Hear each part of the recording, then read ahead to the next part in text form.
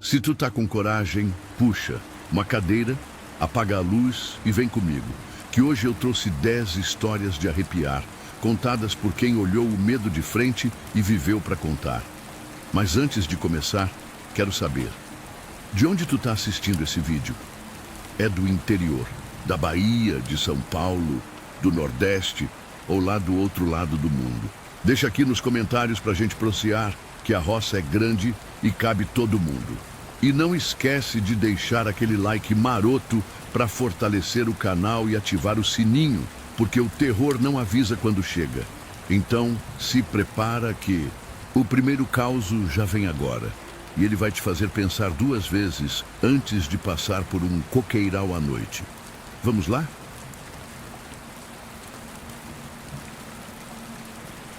Meu nome é Antônio Oliveira, tenho 43 anos e nasci e cresci nos arredores de Feira de Santana, no interior da Bahia. Sou filho de agricultores, cresci ouvindo histórias de mistérios e assombrações que rondam o sertão. Sempre fui um cabra macho, criado entre o mato e as roças, curtindo a vida simples do interior, mas nunca imaginei que um dia me depararia com algo tão terrífico que me faria tremer até os ossos. Algo que mudaria para sempre minha visão sobre o mundo. Minha tia Josefa era conhecida em toda a região como a benzedeira mais antiga e respeitada.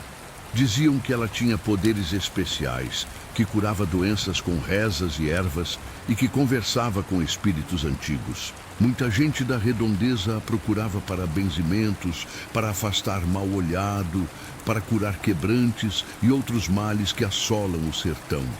Era um final de tarde de agosto, daqueles secos e quentes que castigam o sertão baiano.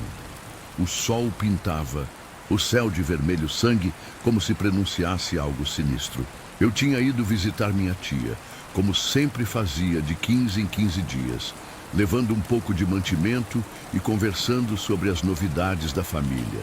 Vivia sozinha numa casa simples, cercada de ervas e plantas medicinais, num lugar ermo a uns 15 quilômetros de Feira de Santana, numa região onde o silêncio era mais alto que qualquer som. Cheguei por volta das 5 da tarde. O silêncio era diferente, pesado, quase palpável. As galinhas no quintal nem se mexiam, os cachorros não latiam, algo que era completamente fora do normal. Minha tia sempre me recebia com um abraço apertado e um cafezinho quente, preparado no fogão a lenha. Mas dessa vez, nada disso aconteceu. A porta estava apenas encostada, rangendo de leve com a brisa seca que trazia um cheiro estranho de terra queimada e ervas murchas. Tia Josefa, chamei algumas vezes. Nada. Nem um sussurro, nem um movimento. Entrei devagar, sentindo cada tábua do assoalho range sob meus pés. A casa parecia exatamente igual de sempre. Panelas de barro penduradas, garrafas de ervas nos cantos, fotos antigas empoeiradas nas paredes. Mas algo estava terrivelmente errado. Um cheiro estranho pairava no ar, mistura de ervas queimadas com algo metálico. Sangue, talvez. Um cheiro de morte que me fez arrepiar da cabeça aos pés. No centro da sala, bem no meio do assoalho de madeira gasta pelo tempo, havia um círculo riscado com um pó branco. Dentro dele, alguns símbolos que eu nunca tinha visto antes. Não eram os pontos riscados que minha tia costumava fazer para benzimento. Eram diferentes, quase antigos, com traços que lembravam escritas de povos indígenas ou algo ainda mais ancestral. De repente, um sussurro cortou o silêncio. Não era da minha tia. Era algo mais grave, mais profundo, como se viesse de dentro das paredes, dos cantos escuros da casa. Ele vem, dizia a voz. Ele sempre vem quando o sol se põe. Uma voz que não era humana nem animal, era algo entre o gemido e o sussurro, algo que fazia meu sangue gelar. Meus olhos percorreram a sala e foi quando vi. No canto, atrás de uma cortina velha coberta de mofo, um vulto. Não era humano, era algo maior, mais largo, com movimentos estranhos, quase líquidos. Respirava pesadamente, mas não como um animal. Era algo mais antigo, mais primitivo, como se viesse de um tempo antes mesmo dos homens. O pior foi quando esse vulto virou para mim. Não tinha rosto. Onde deveria haver olhos, boca, nariz, havia apenas uma escuridão completa. Uma escuridão que parecia me sugar, me puxar para dentro, como se quisesse me engolir inteiro, apagar minha existência. Congelei. Meu corpo não respondia. Cada músculo travado, cada pensamento paralisado.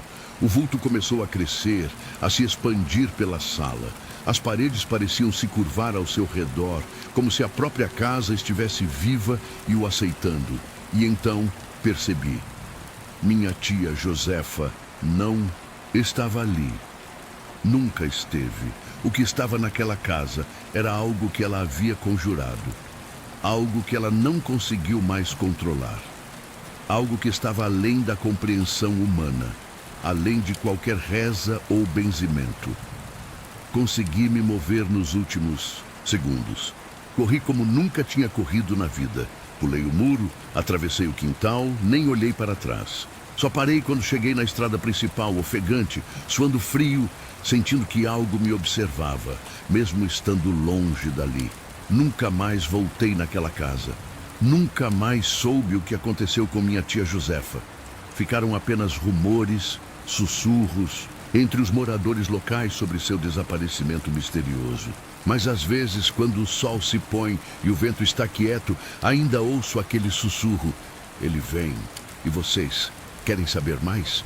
Tenho outros causos para contar, cada um mais assustador que o outro. Mas esse da benzedeira, esse nunca vou esquecer. Esse me persegue em cada sombra, em cada canto escuro, me lembrando que nem tudo pode ser explicado pela razão. Meu nome é José Raimundo dos Santos.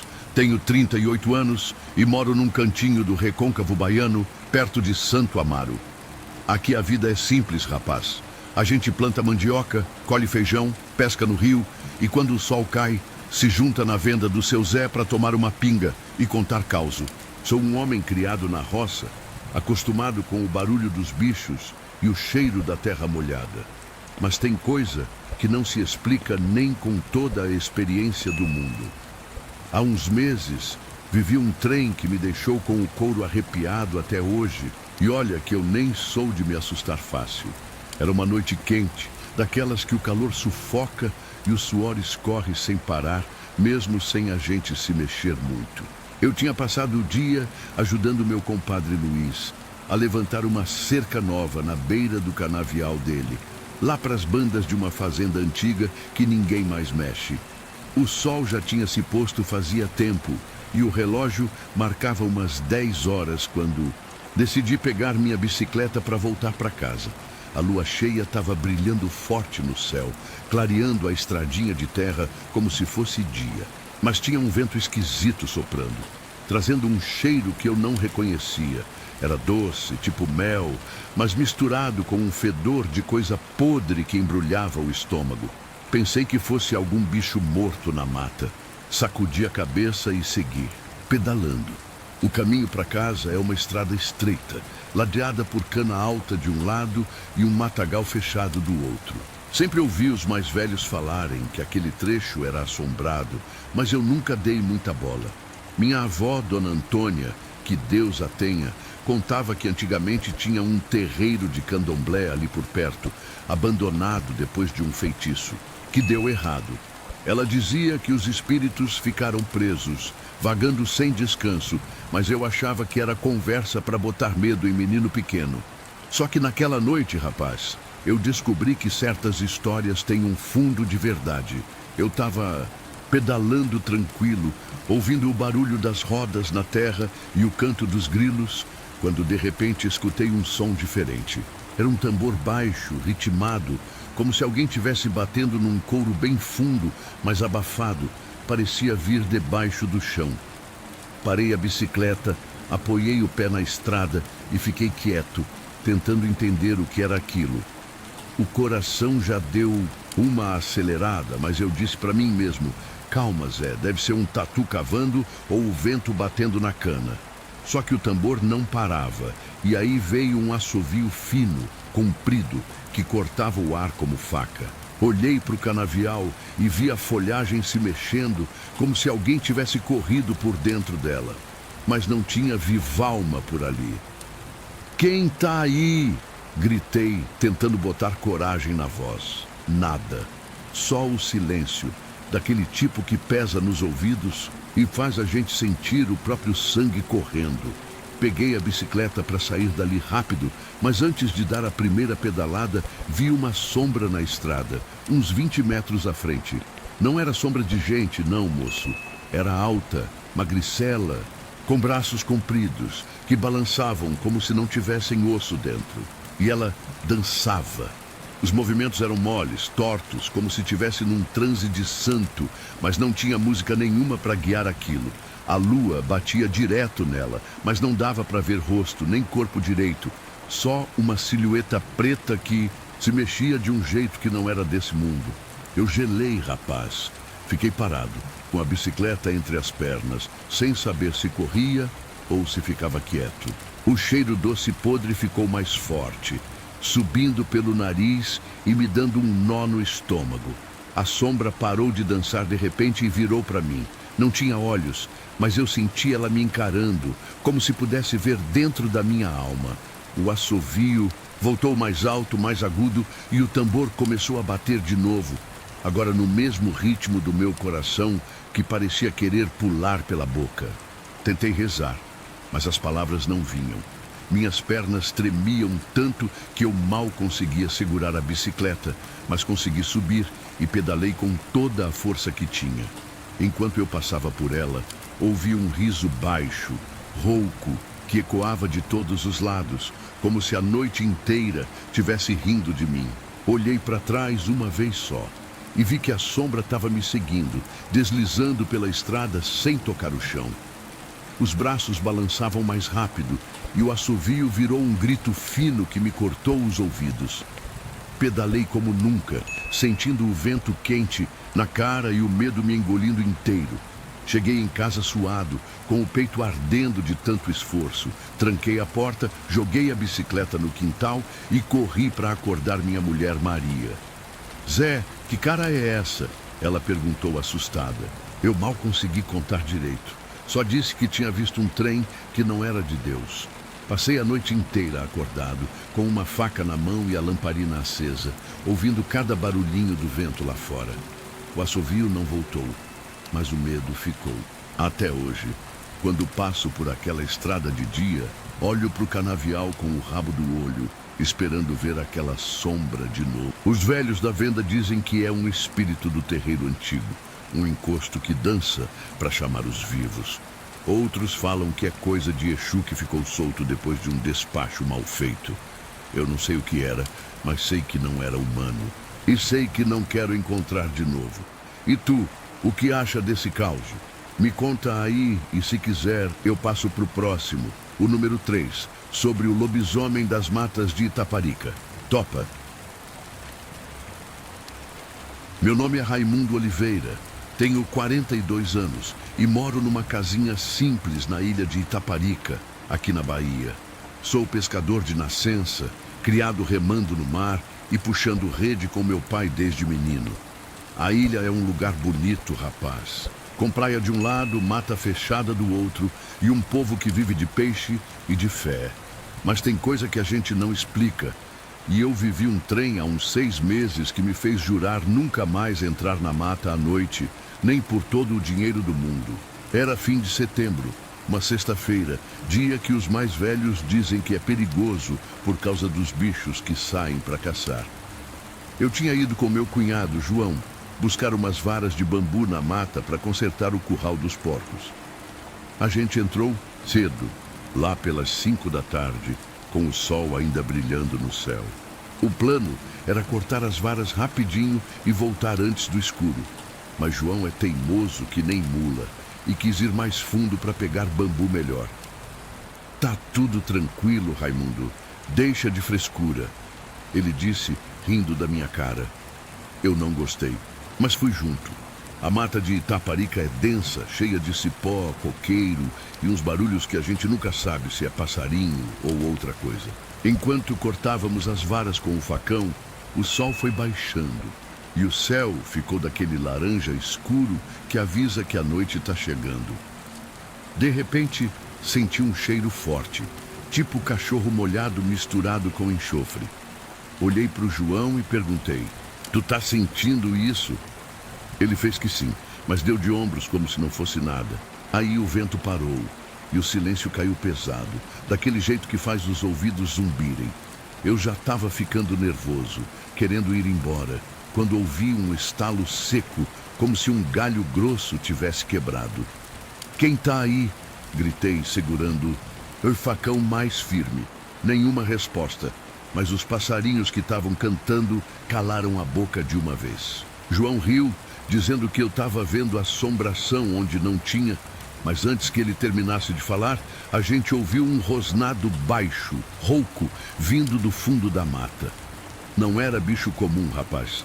Era um som que parecia vir de uma garganta que não era só de animal, mas também não era de gente. A gente largou as varas e começou a andar rápido para a saída, mas o rosnado ficou mais perto. Olhei para trás e vi um vulto mexendo entre as árvores, grande, maior que um homem normal. A lua já estava subindo e a luz dela bateu num par de olhos, vermelhos brilhando na escuridão, uns olhos que não piscavam. "Corre, João!" eu berrei, e a gente saiu disparado, tropeçando em raízes e se arranhando nos espinhos. Mas o trem estava nos seguindo, e eu ouvia os passos pesados batendo na terra, junto com um grunhido que fazia meu peito tremer. Chegamos numa clareira pequena, e aí eu vi ele direito. Era um bicho horrível, moço. Um lobisomem, como os antigos contam.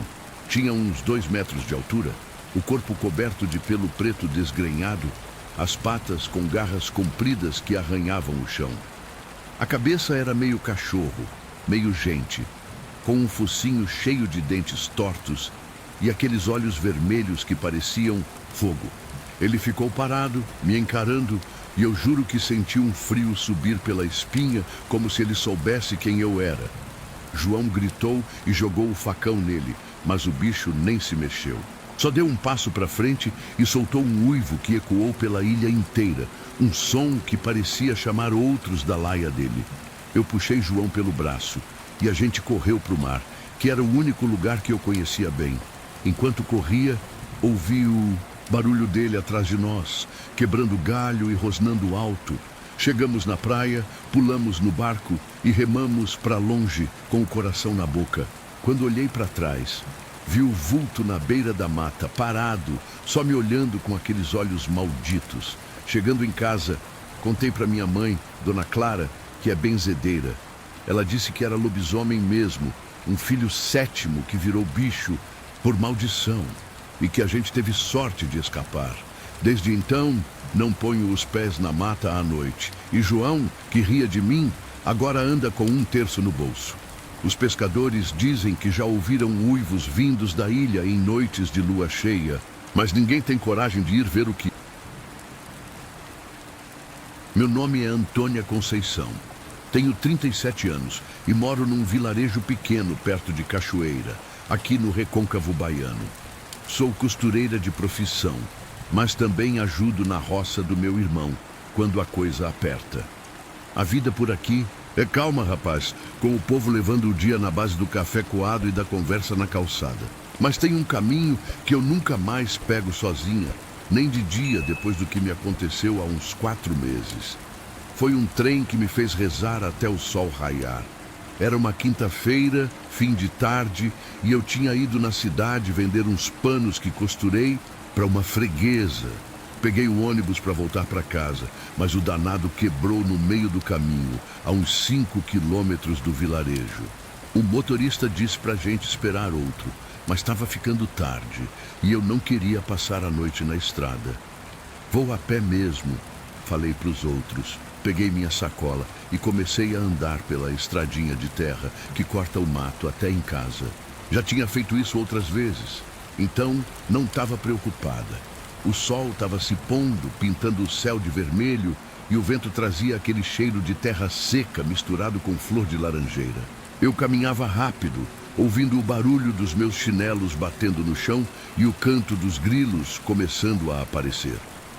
A estrada é estreita, ladeada por mato alto e umas árvores tortas que parecem gente de longe. Minha tia Zefa sempre dizia que aquele trecho era carregado, que antigamente tinha sido caminho de tropeiro e que os espíritos dos mortos ainda rondavam por ali. Eu ria, achava que era coisa de velho, mas naquela noite aprendi a dar valor para as histórias dela. De repente, senti um calafrio, mesmo com o calor que estava fazendo. Olhei para os lados, mas não vi nada além do mato balançando com o vento. Aí ouvi um barulho, tipo um sussurro baixo, como se alguém estivesse falando de longe. Parei, tentando escutar melhor, e o sussurro virou um gemido rouco, comprido, que parecia vir de dentro da terra. Meu coração deu um pulo, mas eu disse para mim mesma: calma, Antônia, é só o vento brincando nos galhos. Peguei o terço no bolso que eu sempre carrego por causa da minha mãe e segui andando mais rápido. Foi então que vi eles, 2 olhos vermelhos brilhando no escuro, bem na beira da estrada, uns 10 metros à frente. Não era bicho, rapaz, porque estavam altos demais para ser onça ou cachorro. Pareciam flutuar, piscando devagar, como se me chamassem. Eu gelei com as pernas moles, mas tentei me convencer que era só reflexo de algum farol perdido. Só que não tinha carro nenhum por ali, e o gemido ficou mais alto, agora misturado com um barulho de passos arrastados na terra. Quem é você? Sai daí! Gritei, segurando o terço com força. Os olhos não se mexeram, mas o gemido virou um grito agudo que cortou o ar e me fez tapar os ouvidos. Aí o mato começou a se abrir, como se alguma coisa grande tivesse passando por dentro, e eu vi uma sombra escura, alta, com ombros largos e braços que pareciam arrastar no chão. Não dava para ver rosto, só aqueles olhos vermelhos me encarando e um cheiro de enxofre que subiu pelo nariz e me deu ânsia. Eu não pensei 2 vezes, moço. Joguei a sacola no chão e corri como nunca, sentindo o coração bater na garganta. Enquanto corria, ouvia os passos atrás de mim, pesados, acompanhando meu ritmo. O grito virou um riso baixo, rouco, que parecia zoar do meu medo. Olhei para trás uma vez só e vi a sombra mais perto, com os olhos vermelhos brilhando como brasas. Tropecei numa pedra, caí de joelhos e achei que era o fim, mas levantei rápido, rezando alto. São Jorge me proteja, afasta esse mal. Não sei como cheguei em casa, mas quando bati na porta, minha mãe abriu e me encontrou branca que nem cera, suada e tremendo. Contei tudo, e ela, que é mulher de muita fé, disse que era um espírito perdido, talvez um tropeiro amaldiçoado que morreu naquela estrada, e agora assombra quem passa sozinho. Meu irmão foi buscar a sacola no dia seguinte, mas não achou nada, nem os panos, nem o cordão que eu tinha deixado cair. Desde então, não passo mais por ali sozinha, e quando ouço alguém falar de olhos vermelhos na estrada, baixo a cabeça e faço o sinal da cruz. O povo do vilarejo diz que já viu coisa parecida, mas ninguém sabe o que é de verdade. Eu só sei que senti o mal bem perto de mim e não quero sentir de novo. Meu nome é Maria das Dores. Tenho 51 anos e moro num canto isolado perto de Lençóis, na Bahia, bem no pé da Chapada Diamantina. Sou filha de lavadeira e neta de quilombola. Cresci ouvindo histórias da minha avó sobre o tempo em que nosso povo fugia dos senhores e se escondia nas matas. Hoje vivo de plantar milho e criar umas galinhas, mas tem uma noite há uns 3 meses que mudou tudo para mim. Depois do que vi, nunca mais olho para as ruínas do velho quilombo do mesmo jeito. Era uma noite abafada, daquelas que o calor gruda na pele e o céu fica escuro como breu, sem lua para guiar o caminho. Eu tinha ido buscar água no riacho que corta a propriedade lá para 7 horas, com uma lanterna de querosene na mão. O riacho fica pertinho das ruínas do quilombo, um lugar onde ainda tem uns pedaços de parede de barro e umas pedras que marcaram onde meus antepassados viveram. Minha avó Dona Joana dizia que ali tinha a alma penada, que os mortos do quilombo não descansavam por causa das injustiças que sofreram. Eu respeitava, mas nunca tinha visto nada para me fazer acreditar.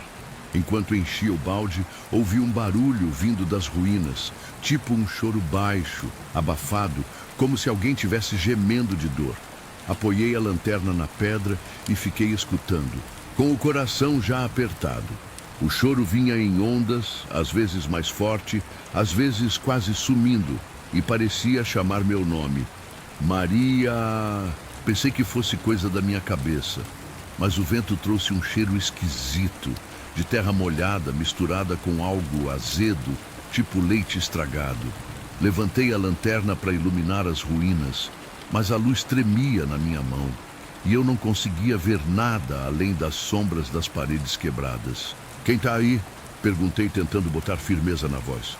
O choro parou de repente e no lugar dele veio um barulho de correntes arrastando no chão, um som metálico que arrepiava até a alma.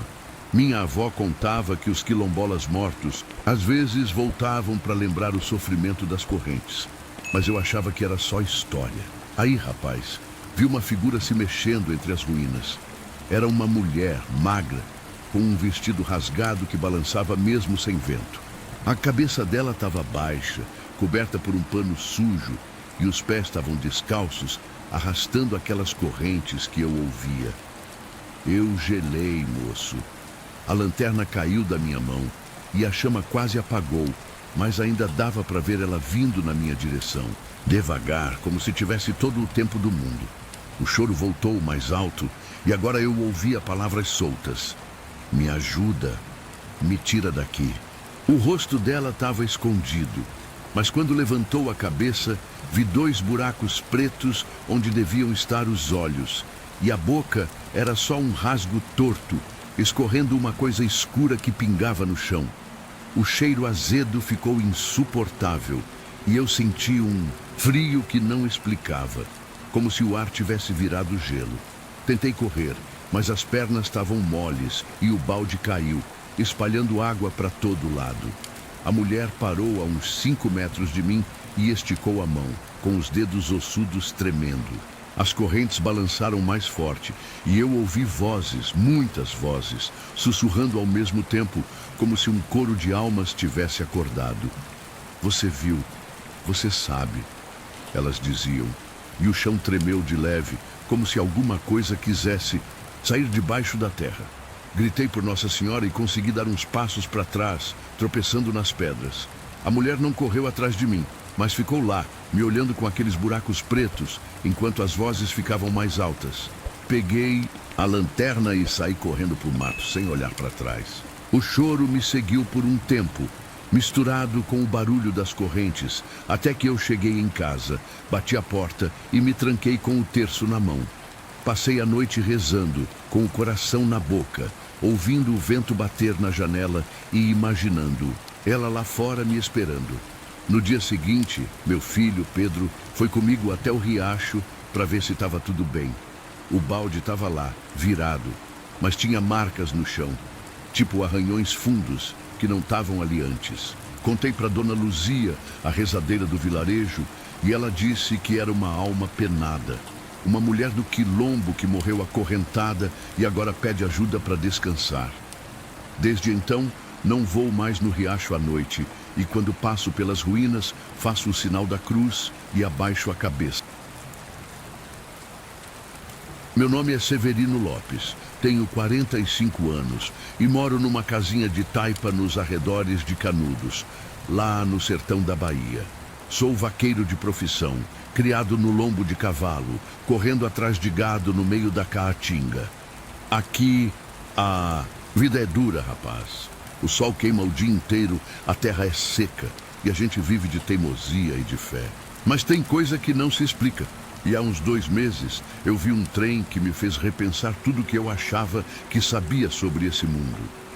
Era uma noite sem lua, escura como o fundo de um poço, dessas que o céu engole até as estrelas.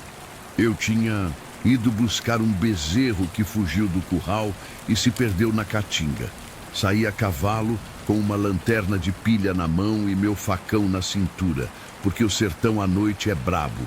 Tem cobra, tem espinho e tem fama de assombração.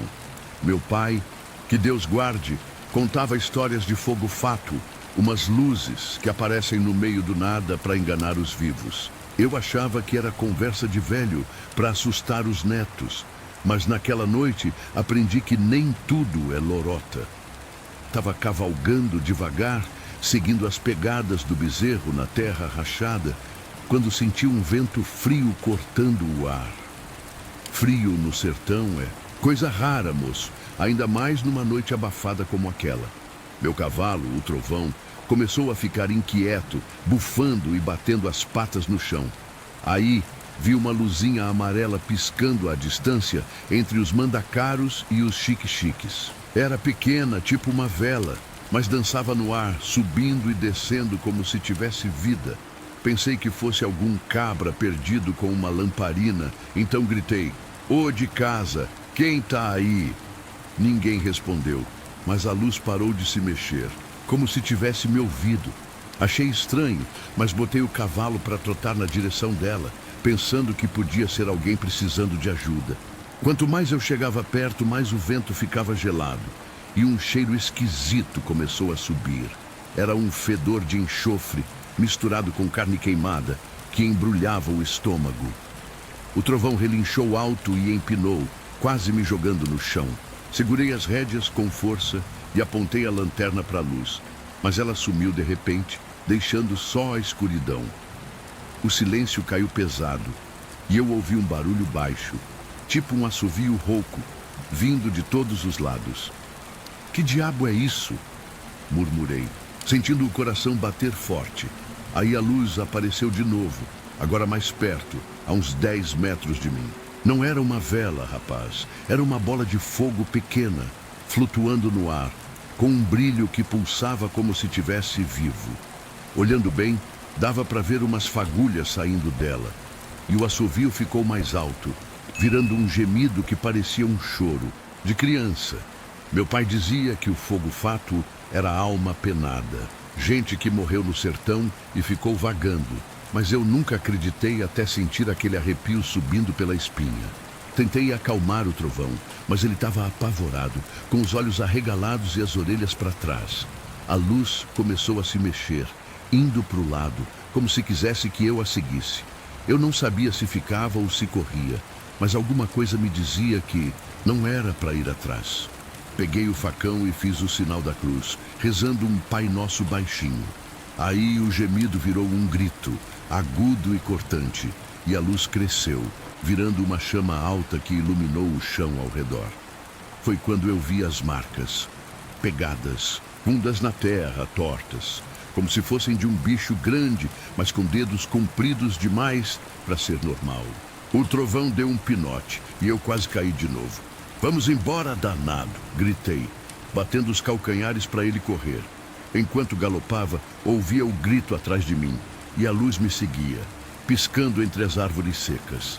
O cheiro de enxofre ficava mais forte, e o vento gelado batia na minha cara, carregando sussurros que eu não entendia.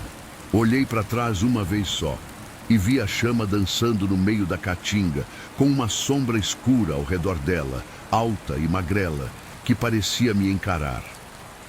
Cheguei em casa suado e tremendo, tranquei a porta e passei a noite com a lamparina acesa, ouvindo o vento uivar lá fora. O bezerro eu nunca achei, mas as pegadas estavam lá no dia seguinte, junto com um pedaço de terra queimada, onde a luz tinha aparecido. Contei para o compadre Zé, e ele disse que era o fogo-fato mesmo, talvez um vaqueiro que morreu na seca de Canudos e agora puxa os vivos para dividir o sofrimento dele. Desde então, não saio mais no sertão à noite, e quando vejo uma luzinha piscando ao longe, abaixo a cabeça e rezo. Meu nome é João Batista, tenho 33 anos e moro numa casinha simples nos arredores de Ilhéus, aqui na Bahia. Trabalho como cortador de coco, subindo nas palmeiras desde menino para tirar o fruto e vender na cidade. O litoral aqui é bonito, rapaz. com praia de areia branca e coqueiral, que se perde de vista, mas tem lugar que eu não passo mais depois do sol cair, não. Há uns 5 meses, vivi um trem que me fez jurar ficar longe do coqueiral à noite, e até hoje ouço aquela voz nos meus pesadelos. Era uma tarde de sábado, quente como sempre, e eu tinha ficado até tarde cortando coco para um freguês que pediu uma carga grande. O sol já estava se pondo quando terminei, e o céu ficou daquele roxo escuro que mistura o dia com a noite. Peguei meu facão, botei os cocos no carrinho de mão e comecei a voltar para casa por um atalho que corta o coqueiral. O caminho é tranquilo, de dia, com o vento balançando as folhas e o mar quebrando ao longe. Mas à noite fica diferente, sombrio, como se as árvores guardassem segredo. Enquanto empurrava o carrinho, ouvi um barulho vindo dos coqueiros, tipo um sussurro baixo, como se alguém tivesse falando escondido. Parei, apoiei o carrinho na terra e fiquei escutando. O sussurro virou uma voz, fina e arrastada, cantando uma música que eu não conhecia. Era bonita, moço, mas tinha um tom triste que dava um aperto no peito. Pensei que fosse algum pescador cantando na praia, mas o som vinha do meio do coqueiral, onde não tinha ninguém. O ar ficou pesado e um cheiro doce, tipo flor murcha, começou a subir pelo nariz. "Quem tá aí?" Gritei, segurando o facão com mais força. A voz parou na hora e o silêncio caiu, só quebrado pelo barulho das ondas. Achei que era coisa da minha cabeça. Sacudi os ombros e voltei a andar. Mas aí a voz começou de novo, mais perto. Dessa vez, não era só um canto. Ela dizia meu nome. "João, vem cá, João." Era uma voz de mulher, suave, mas com um eco esquisito, como se viesse debaixo d'água. Meu coração disparou e eu senti um frio na nuca, mesmo com o calor que estava fazendo. Olhei para os coqueiros tentando ver alguma coisa entre os troncos, mas a escuridão estava tomando conta e a luz do crepúsculo mal chegava ali. A voz continuou, agora rindo baixinho, um riso que parecia brincar comigo. "Vem cá, João, não vai fugir, vai?" Ela dizia, e o som vinha de todos os lados, como se o coqueiral inteiro tivesse falando. Peguei a lanterna no bolso do carrinho, acendi e apontei para as árvores. Foi aí que vi um vulto rápido passando entre os coqueiros. Era branco, tipo um vestido esvoaçante, mas não dava para ver direito. "Que diabo é isso?" murmurei, sentindo as mãos suarem. A voz respondeu como se tivesse me ouvido. "Vem comigo, João." O riso ficou mais alto e o vulto apareceu de novo, agora mais perto. Levantei a lanterna e vi ela. Uma mulher de cabelos longos e pretos, com um vestido branco rasgado que balançava sem vento. O rosto dela estava virado para baixo, mas quando levantou a cabeça, eu gelei. Os olhos estavam brancos, sem pupila, e a boca era um sorriso torto que não parava de rir. O cheiro de flor murcha ficou insuportável, e o ar ao redor dela parecia tremeluzir, como se tivesse quente. Larguei o carrinho e corri, tropeçando na areia e nos galhos secos. A voz me seguia, cantando e rindo, e eu ouvia passos leves atrás de mim, acompanhando cada passada minha. "João, por que corre, João?" ela dizia, e o som parecia entrar na minha cabeça, me chamando para voltar.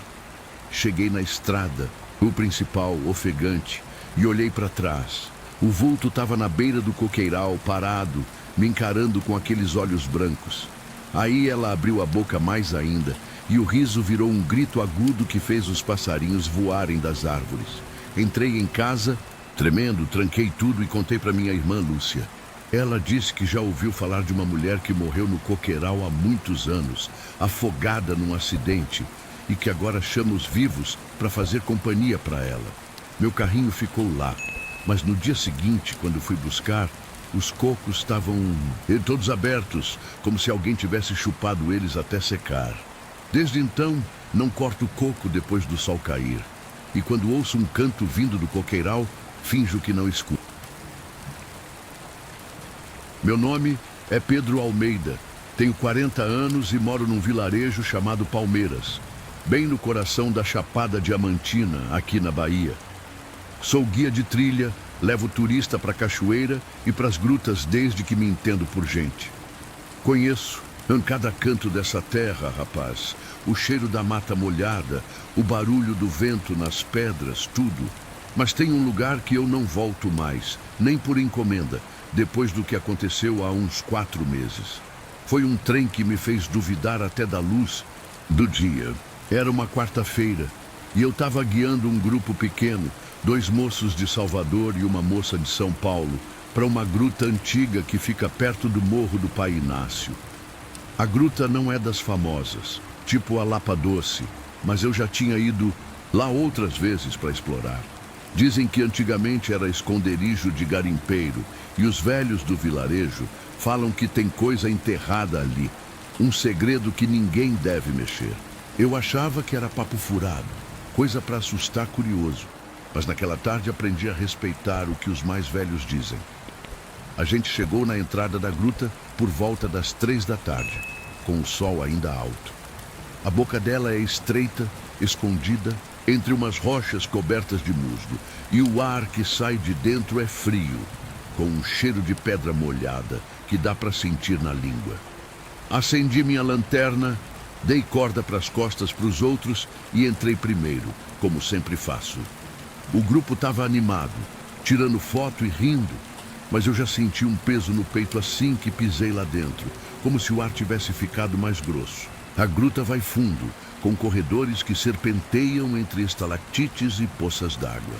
A uns 50 metros da entrada, achei uma parede que eu nunca tinha notado antes, meio escondida atrás de uma pedra solta. Tinha umas marcas estranhas. Nela, tipo arranhões fundos e um buraco pequeno no chão, como se alguém tivesse cavado e tapado de novo. Olha só, parece que tem história aqui, falei para os outros brincando. A moça de São Paulo pediu para tirar foto. E enquanto ela ajustava a câmera, ouvi um barulho baixo.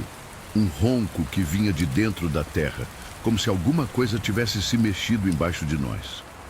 Vocês ouviram isso? Perguntei, apontando a lanterna para o buraco. Os moços fizeram que sim, mas disseram que devia ser água correndo em algum rio subterrâneo. Só que o ronco ficou mais forte e o chão deu uma tremida leve, jogando pó nas nossas caras. Aí o cheiro mudou. O ar fresco da gruta virou um fedor de enxofre, quente que ardia no nariz. Vamos sair daqui, eu disse, sentindo o coração acelerar.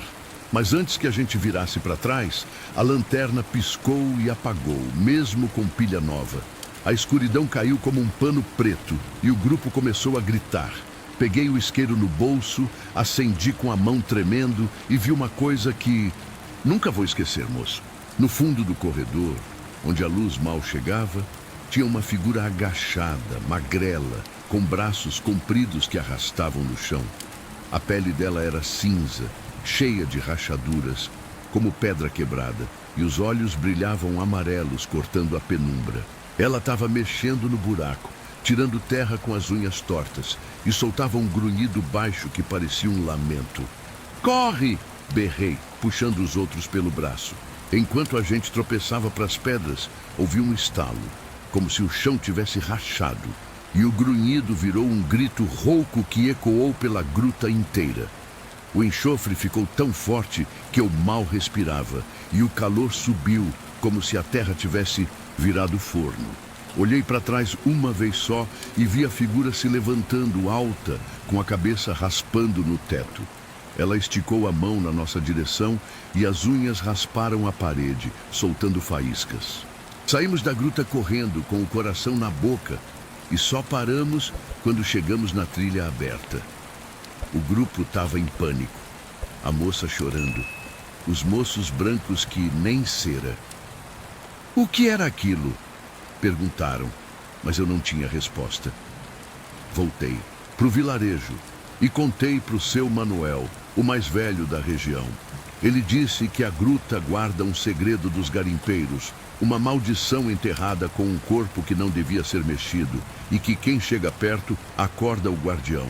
Desde então, não guio mais ninguém para lá. E quando passo pelo Pai Inácio, evito até olhar para as rochas.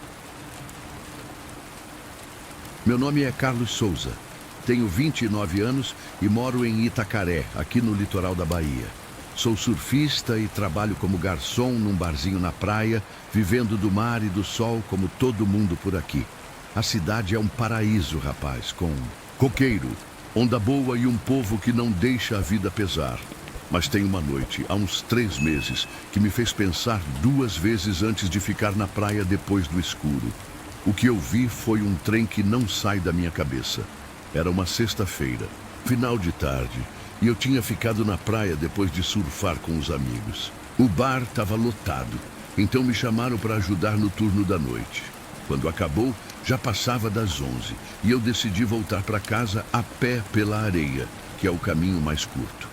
A lua estava cheia, clareando tudo, e o mar estava calmo, quebrando suave nas pedras. Eu gosto de caminhar assim, sentindo o vento salgado e ouvindo o barulho das ondas. Mas daquela vez, o ar parecia diferente, mais pesado, com um cheiro de algas podres que não era normal. Enquanto andava, vi uma figura branca parada perto da água, uns 30 metros à frente. Pensei que fosse alguém pescando ou um turista perdido, então não dei muita bola. Mas quanto mais eu chegava perto, mais esquisito ficava. Era uma mulher, vestida de branco, com um pano comprido que balançava devagar, mesmo com o vento fraco. O cabelo dela era longo, preto, cobrindo o rosto, e ela estava de costas para mim, olhando para o mar. "Oi, tá tudo bem aí?" Gritei, tentando ser simpático. Ela não respondeu. Nemordações. Não sei o que aconteceu com o texto, mas vou continuar de onde parou e completar a história para você, moço. Ela virou devagar e eu senti um frio na barriga que não explicava. O rosto dela era pálido, quase brilhando sob a luz da lua. E os olhos, rapaz, os olhos eram pretos, fundos, como 2 buracos que sugavam a luz. A boca estava entreaberta e um som baixo, tipo um lamento, saía dela, misturado com o barulho do mar. O cheiro de algas podres ficou mais forte e o vento parou de repente, como se o ar tivesse morrido. Eu gelei, moço, as pernas tremendo, mas não conseguia desviar o olhar. "Quem é você?" Perguntei, tentando botar coragem na voz, mas saiu mais como um sussurro. Ela não falou nada, só deu um passo para frente, deslizando pela areia sem fazer barulho. O vestido branco estava molhado nas pontas, pingando água escura que se espalhava no chão. Aí ela levantou a mão magra e ossuda, apontando para mim, e o lamento virou um grito agudo que cortou meus ouvidos. Eu dei um passo para trás, tropeçando na areia e caí sentado, com o coração disparado. "Me deixa em paz!" gritei, pegando um pedaço de madeira que estava ali perto. Ela parou, inclinou a cabeça para o lado, como se estivesse me estudando, e o grito virou um choro baixinho, quase humano. "Você já viu?" Ela sussurrou, com uma voz que parecia vir debaixo d'água. "Você já viu?" Aí o mar ficou agitado de repente, as ondas batendo forte, e uma névoa subiu da água, cobrindo ela aos poucos. Eu não esperei para ver o resto, rapaz. Levantei e corri, sentindo a areia grudar nos pés e o coração na boca. Enquanto corria, ouvia o choro dela atrás de mim, acompanhando cada passo, e o vento voltou, gelado, batendo na minha nuca. Cheguei em casa suado, tranquei a porta e acendi todas as luzes, rezando para não ouvir aquele som de novo. Passei a noite acordado, com o sal do mar e o medo grudados na pele. No dia seguinte, contei para o seu Jorge, o dono do bar, e ele ficou sério. Disse que já ouviu falar de uma mulher que morreu afogada em Itacaré anos atrás. Uma moça que perdeu o noivo para o mar e se jogou atrás dele. Agora ela aparece na praia, chamando quem fica até tarde, como se quisesse companhia na solidão dela. Desde então, eu evito a praia à noite. E quando vejo um vulto branco ao longe, saio correndo sem olhar para trás. Meu nome é Luiz Ferreira, tenho 36 anos e moro num cantinho perto de São Félix, aqui na Bahia, pertinho do Rio Paraguaçu. Sou mecânico de bicicleta, mas também ajudo na roça do meu tio quando a coisa aperta. Aqui no Recôncavo, a vida é simples, rapaz, com o povo proceando na praça e o cheiro de cana no ar. Mas tem um lugar que eu não chego nem perto mais, o Engenho Velho que fica no fim da estrada. Há uns 2 meses, vivi um trem lá que me fez prometer nunca mais pisar naquele chão. Era uma noite de quinta-feira, quente e úmida, com o céu carregado de nuvens que escondiam a lua. Eu tinha ido consertar a bicicleta do filho do seu Manuel, que mora para aquelas bandas, e acabei ficando até tarde. Quando terminei, já passava das 10 e o caminho mais curto para casa era passar pelo engenho abandonado. Uma construção antiga de pedra e madeira que ninguém mexe há anos. Minha mãe sempre dizia que ali tinha assombração, que os escravos mortos do tempo da senzala ainda rondavam, mas eu achava que era conversa para botar medo. Peguei minha bicicleta e comecei a pedalar pela estrada de terra, com a lanterna na mão para iluminar o caminho. O engenho fica num descampado, com as paredes tortas cobertas de mato e o telhado quase caindo. Enquanto eu passava, ouvi um barulho de passos pesados e lentos, como se alguém estivesse andando na terra seca. Parei, apoiei o pé no chão e apontei a lanterna para as ruínas. "Quem tá aí?" gritei, mas o vento só respondeu, soprando um cheiro de mofo e madeira podre que subiu pelo nariz. Os passos pararam e eu pensei que fosse um bicho, talvez um cachorro perdido. Mas aí eles voltaram mais fortes e agora vinham de dentro do engenho. O som era ritmado, tipo bota batendo no chão, e parecia que tinha mais de uma pessoa andando lá dentro. Meu coração acelerou, mas eu disse para mim mesmo: "Calma, Luiz, é só o vento mexendo com as tábuas." Só que o vento estava fraco e os passos ficaram mais altos, acompanhados de um gemido baixo, rouco, que parecia um lamento. Apontei a lanterna para as janelas quebradas do engenho e foi aí que vi um vulto.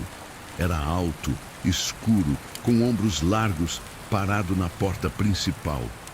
Não dava para ver o rosto, mas eu senti ele me olhando como se soubesse que eu estava ali. O gemido ficou mais forte e o vulto deu um passo para frente, arrastando alguma coisa no chão. Parecia uma corrente, moço, igual às que usavam nos escravos antigamente. O barulho do ferro contra a pedra ecoou na noite e o cheiro de mofo virou um fedor de terra molhada e carne estragada. Eu gelei, rapaz. "Sai daí, coisa ruim!" gritei, fazendo o sinal da cruz com a mão livre. O vulto parou, mas os passos continuaram, agora vindo de todos os lados, como se o engenho inteiro tivesse acordado. Ouvi sussurros, vozes abafadas falando coisas que eu não entendia, misturadas com o gemido. A lanterna piscou, e quando a luz voltou, o vulto estava mais perto, a uns 10 metros de mim, com a cabeça baixa e os braços balançando. Aí, ele levantou o rosto e eu vi 2 pontos brancos brilhando onde deviam estar os olhos, encarando direto para mim. Larguei a bicicleta e corri, sentindo o coração na garganta e o suor escorrendo nas costas. Enquanto corria, os passos me seguiam batendo na terra atrás de mim, e o gemido virou um grito que parecia rasgar o ar. Tropecei numa raiz, caí de cara no chão, mas levantei rápido, rezando alto: "São Bento me proteja." O barulho parou. De repente, e quando olhei para trás, o vulto estava parado na estrada com as correntes arrastando devagar. Ele não veio atrás, mas ficou lá me olhando até eu sumir na curva.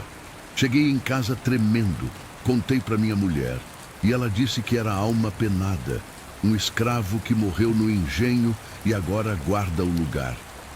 No dia seguinte, fui buscar a bicicleta com meu tio e ela estava lá, mas o guidão estava torto, como se alguém tivesse agarrado com força. Desde então, dou a volta por outro caminho e quando passo perto do engenho, baixo a cabeça e rezo.